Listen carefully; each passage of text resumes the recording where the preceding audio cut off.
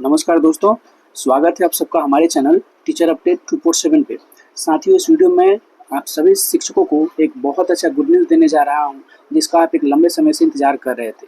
आप सभी शिक्षक साथियों को जैसा कि पता है कि वर्तमान में जितने भी शिक्षक हैं, उनको किसी भी तरह का ग्रेड पे नहीं दिया जाता है, जबकि सेंट्रल गवर्नमेंट हो या कोई अदर स्टेट गवर्नमेंट हो, वे अपने वर्तमान में राज्यकर्मियों को 7वां वेतन आयोग का लाभ दे रही है।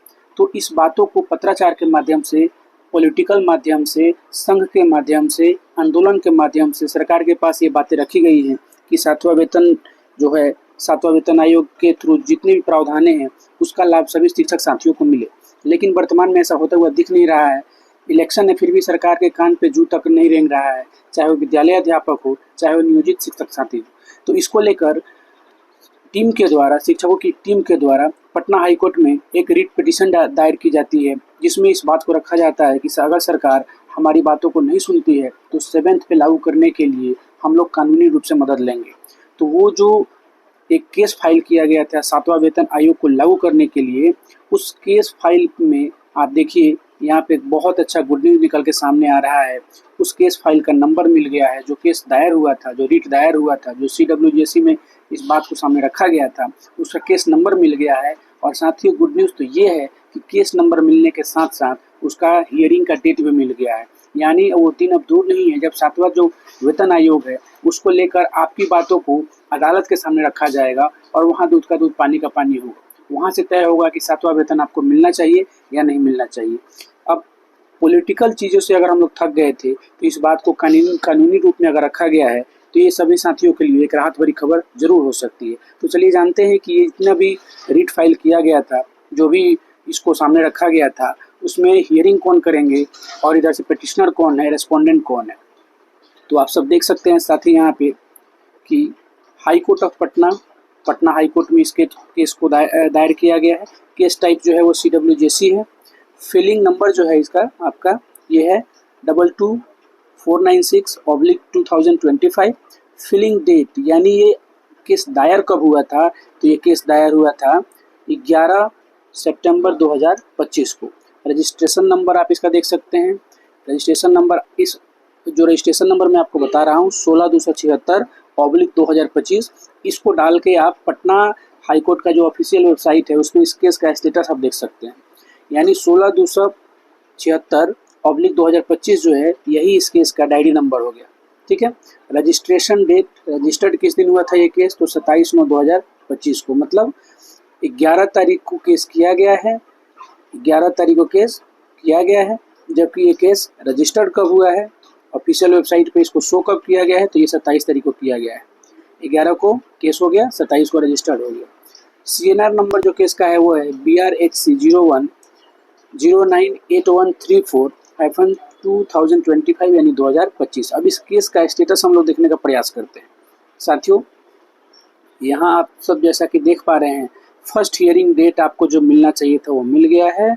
गुड न्यूज़ है, 7 अक्टूबर 2025 को 7वां वेतन के लिए, आपके हक के लिए, आपकी बातों को कानूनी रूप से अदालत में जज साहब के सामने इस बात को रखा जाएगा। और वह शुभ जो दिन है, शुभ जो डेट है, वो है 7 अक्टूबर 2025। और ये केस जो है बिल्कुल एक फ्रेश केस है ना। मतलब इसमें ये नहीं सोचना है कि विद्यालय अध्यापक आएंगे उनको मिलेगा, या फिर उसमें नियोजित आएंगे, या फिर उसमें सक्षमता उत्तीर्ण आएंगे। सभी शिक्षकों के मांगों को इसमें रखा गया है।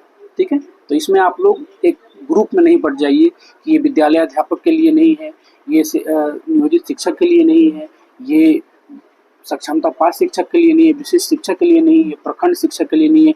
इन सब बातों को निकाल के और पूरे होशो हवास में, पूरे दिलो जान से अपनी बात को आप संघ के साथ देते हुए और उनको वित्तीय रूप से मदद कीजिए। इसके लिए मैं आपको डिटेल बाद में दूंगा कि इसके जो संचालक हैं वो कौन है। मुझे 1 रुपये नहीं चाहिए, मैं आप सबसे कुछ नहीं मांग रहा हूँ, मेरा इससे कोई मतलब नहीं है।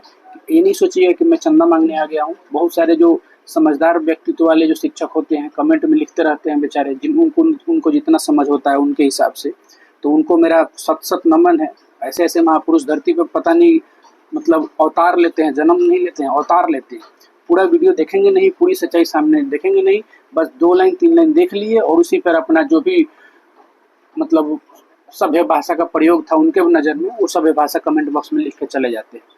कुछ शिक्षक साथी ये बोल रहे थे कि तुम विद्यालय अध्यापक से डरे हो, कोई बोले तुम नियोजित शिक्षक से डरे हो, एक तरफा पक्ष ले रहे हो।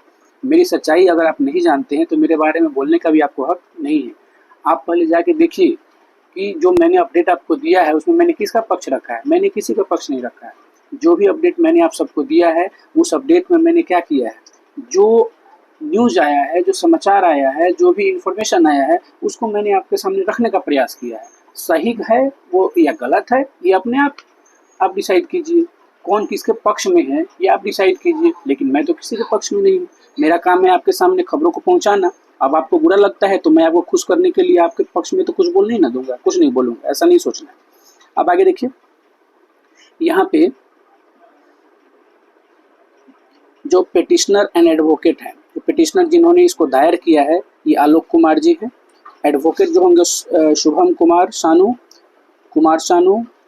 यहाँ पे रणवीर प्रताप सिंह, सुबोध कुमार, शिवम कुमार, अमन कुमार, शैलेश कुमार। तो ये जो आलोक कुमार जी हैं इन्होंने इस केस को दायर किया है, पिटिशनर बने हुए हैं और इन सारे जो वकील महोदय हैं इनकी अध्यक्षता में ये सारे काम को अंजाम दिया जाएगा। ये किस केस में लड़ने में जो भी मदद होगी ये सब मिलकर अपनी बातों को रखेंगे।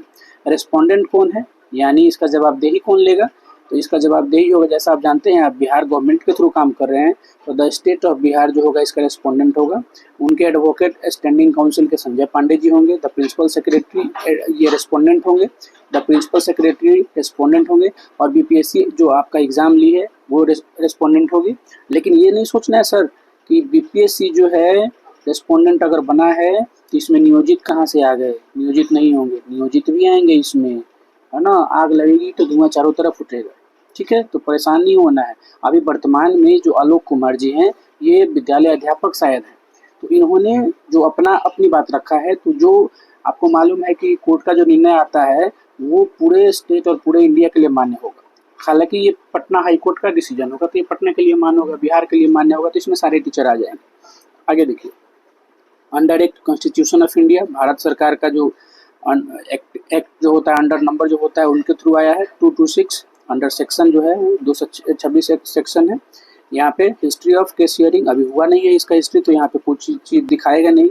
हियरिंग डेट इसका मैंने आपको पहले बताया कि 7/10/2025 फॉर एडमिशन फ्रेश केसेस, है ना। यहाँ पे जज कौन से होंगे ये भी अभी क्लियर नहीं हुआ है।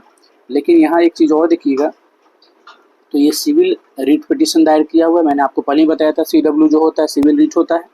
और सब्जेक्ट कैटेगरी क्या है, validity of act rule regulation EDC 1502, है ना। ये कैटेगरी किस कैटेगरी के थ्रू ये केस आएगा, तो वैलिडिटी ऑफ एक्ट रूल और रेगुलेशन कैटेगरी के थ्रू आएगा, जो कि आपका 100 इसका सीरियल नंबर होता है। आगे देखिएगा, ऑब्जेक्शन में इतने सारे लोग ऑब्जेक्शन पार्टिसिपेंट्स होंगे, है ना। रिसिप्ट शोइंग कॉपी, खैर ये कानूनी चीज़ है, इसको जानने की ज़्यादा ज़रूरत नहीं है। मेन हमारा मोटो क्या था, तो मेन मोटो हमारा दो चीज़ को बताना था कि इसके रेस्पोंडेंट कौन है, आलोक जी हैं।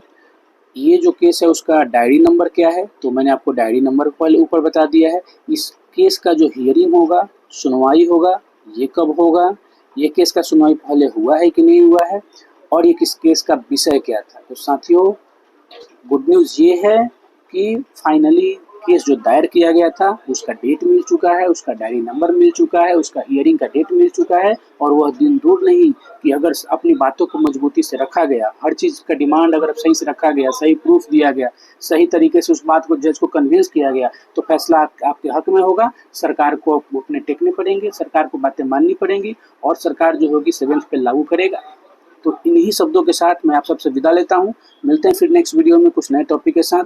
तब तक आप चैनल पर जुड़े रहें। अगर आपको मेरी वीडियो पसंद आती है तो लाइक, कमेंट, सब्सक्राइब और शेयर जरूर करें अपने दोस्तों के साथ। मिलते हैं नेक्स्ट टॉपिक में। Thank you so much.